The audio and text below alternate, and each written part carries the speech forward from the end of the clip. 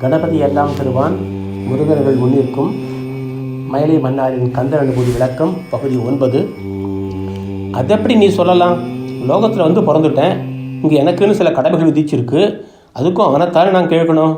இப்படி என்ன கொண்டு வந்து போட்டுட்டிய சண்முகா, இப்போ நான் என்ன பண்ணுறதுன்னு? எனக்கு உன்னை விட்டு 6 கதின்னு அந்த பகவானை கேட்காம வேறு 6 போய் நான் கேட்கணுங்கிறேன். எனக்கு நீ சொன்னது சரியா படலை மன்னார் என்றார் சாஸ்திரிகள். அவர் கண்கள் மயிலை மன்னாரை பார்த்து லேசாக சிமிட்டியது போல தெரிந்தது. என் மாயையோ எனக்கு தெரியவில்லை. ஆனால் அவர் கேட்ட கேள்வி நியாயம் இருப்பதாகப்பட்டது. ஞானம் அதே வெடிக்க நினைச்சு என்று 1000 என் பக்கம் சேர்ந்து கொண்டதும் இது சரிதான் என்ற முடிவுக்கே நானும் வந்துவிட்டேன். மன்னாரின் முகத்தில் குறும்பு மிளிர்ந்தது. முகத்தை சீரியஸாக வைத்துக்கொண்டு அடுத்த பாட்டை படி என்றான். நானும் படித்தேன். திணியான மனோசிலை மீதுனதாள் அணியார் அரவிந்த மரும்புமதோ பணியாவென வள்ளி பதம் பணியும் தனியாவதி மோகதயா பரனே. திணியான மனோசிலை மீது உனது தாள் அணியார் அரவிந்தம் அரும்புமதோ பணியா என வள்ளி பதம் பணியும் தனியா அதிமோக தயாபரணே. என்ன சொல்கிறாரு இதில்? என் மனசு கல் போலக்குது, அதில் உன்னோட தாமரை காலை வை, மெல்லிசாக்கிற வள்ளியோட பாதத்து மேலே தலை வச்சு படுத்து நிறைய முருகா, அவன் மேலே உனக்கு இத்தனி ஆசையா, என் மேலே கருணை காட்ட மாட்டியான்ற மாதிரி ஒரு பாட்டை இப்போ கொடுக்குறாரு. படிக்கிறப்ப ரொம்பவே சிம்பிளாக புரிஞ்சிருந்த பாட்டு. ஆனால் என்ன சொல்கிறாருன்னு பார்த்தா டேங்கப்பா என்னெல்லாம் சொல்லியிருக்காருன்னு மறைச்சி போயிடுவேன். திணியான மனோ சிலைன்னா என்ன? திணின்னா கெட்டின்னு அர்த்தம், சிலைன்னா கல். மனோ சிலைன்னா என்னோட மனசு கல் மாதிரிக்குது. திணியான மனோ சிலைன்னா கெட்டியான கல் மாதிரிக்கிற மனசு.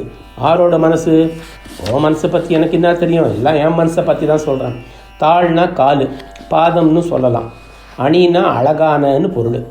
அணி ஆறுனா ரொம்ப ரொம்ப அழகான. அரவிந்தம்னா தாமரை, அரும்புனா மொட்டு. ஆனால் அதுவே அரும்பு மதம்னு சொன்னால் மொட்டு பூக்குமோன்னு ஆயிரும். ஆகக்கூடி உனது தாள் அணியார் அரும்பு மதோன்னா தாமரை போல இருக்கிறவனோட கால் என் மேலே மலருமோ அப்படின்னு கேட்குறாரு. கல் மாறிக்கிற என்னோட மனசு மேலே தாமரை மாறிக்கிறவனோட கால் பட்டு மலருமோன்னு 2 வரியில் கேட்குறார். எது மலரணும்? காலா? இல்லங்கட்டிக்கு என்னோட மனசா? தான் தாமரைன்னு சொல்லிட்டார காலை. தாமரை மொட்டுன்னு நான் சொன்னார் இல்லை தானே? அப்போது என்னோட கல் மனசை பூக்க வைப்பான்னு கெஞ்சுறாரு. கல் எங்கேயாச்சும் பூக்குமா? இல்லைன்னா கல்லில் தான் எதுனாச்சும் பூக்குமா? நினச்சிப்பாரு, உனக்கே சிரிப்பாக வரும். என்னடா இவர் ரொம்ப பெரிய ஆளுன்னு நினச்சி இவர் பாட்டை படிக்கிறோம், இவர் என்னடான்னா இப்படி கூமுட்டையாட்ட ஒரு கேள்வி கேட்குறாருன்னு தோணும். ஆனால் கண்டிக்கு இவரா கூமுட்டை, நாம தான் கூமுட்டை. அடுத்த 2 வரியில் ஒரு போட்டு அப்படியே சாய்ச்சிடுறா இருப்பார். அப்படியே படிச்சியானா என்னாக்கு இதுன்னு தோணும் உனக்கு. என்ன சொல்கிறாரு? பணியா என வள்ளி பதம் பணியும் தனியா அதிமோக தயாபரணே. மெல்லிசா பஞ்சு மாதிரி இருக்கிற வள்ளியோட பாதத்து மேலே தன்னோட தலையை வச்சுக்கின்னு நீ என்ன சொல்கிற வள்ளி, இப்போ நான் என்ன பண்ணணும்னு கொஞ்சராராம் இந்த முருகன். அதான் இந்த பணியா என வள்ளி பதம் பணியும். அது என்னால் அவன் மேலே வச்சிருக்கிற அடக்க முடியாத காதல் நதியான், அதிமோகன்னு சொல்கிறாரு. ஆனாக்க அவர் பெரிய தயாபரணா. தயாபரன்னா ரொம்பவே கருணை வச்சிருக்கிற ஆளுன்னு அர்த்தம். விஷக்கட்டு போய் தனக்கு பிடிச்ச வள்ளியோட பாதத்தில் தலையை வச்சுக்கின்னு அவள் சொல்கிற வேலையை செய்கிறதுக்கு தயாராக இருந்துக்கிட்டு கெஞ்சிற அந்த ஆள் கருணை கடலாம். வெடிக்கையே இல்லை உனக்கு? கேட்டால் சிரிப்பு தான் வரும்.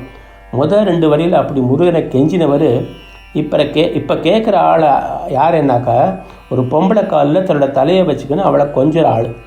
என்ன சொல்கிறாருன்னு ஆராயணும். வள்ளி யார்? முருகனை மட்டுமே மனசில் நினச்சிக்கின்னு வேறு யாரையும் கிட்ட கூட அண்ட விடாத ஒரு பொண்ணு. முழிச்சதுலேருந்து படுக்கிற வரைக்கும் அவன் நினைப்பு தான் அவன் மனசில். வேறு யாரையும் கிட்டக்க நெருங்க விடாமல் அவள் எத்தை வச்சு விரட்டுறான்னு கொஞ்சம் யோசி. தினப்புணத்து மேலே நிற்கிறா வள்ளி. அவள் கையில் கவங்கல்.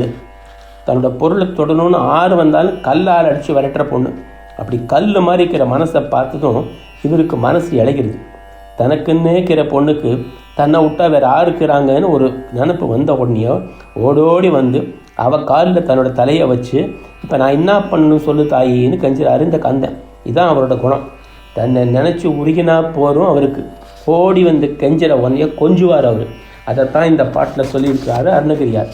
ஒன்றையை தவிர வேறு யாரையும் மனசில் நினைக்காமல் இருந்த வள்ளிக்காக நீ இறங்கி வந்து அவள் சொல்கிற வேலையை செய்கிறதுக்கு தயாராக்கிற மாதிரி என்னோட கல்லான மனசையும் உன்னோட பாதத்தை வச்சு மாற்றுப்பான்னு கேட்குறார். இப்போ சொல்லு, அவரை மட்டும் நினச்சி நீ உருகினா உன்னோட காலிலே வந்து விடுறதுக்கு அவர் ரெடி ஆக்கிறாரு. அத்தை விட்டுட்டு நீ இது வேணும் அது வேணும்னு கேட்டியானா அது டுபாக்கூரா இல்லையா என என்னை பார்த்து கேட்டுவிட்டு ஓரக்கண்ணால் சாஸ்திரிகளை பார்த்தான் மேலே வந்தார். சாம்பு சாஸ்திரிகள் தன் கண்ணாடியை கழற்றி தன் கண்களை துடைத்து கொண்டிருந்தார். நாயர் மௌனமாக எழுந்து இப்படியும் அப்படியுமாக தெருவில் நடந்து கொண்டிருந்தான். இனியான மனோசிலை மேதுணதாள் அணியார் அரவிந்தம் அரும்புமதோ பணியாயன வள்ளி பதம் தனியும் தனியாதி மோகதயா பரணே. ஓம் கணபதி எல்லாம் தருவான். முருகனுள் முன்னிற்கும். மீண்டும் நாளை சந்திப்போம்.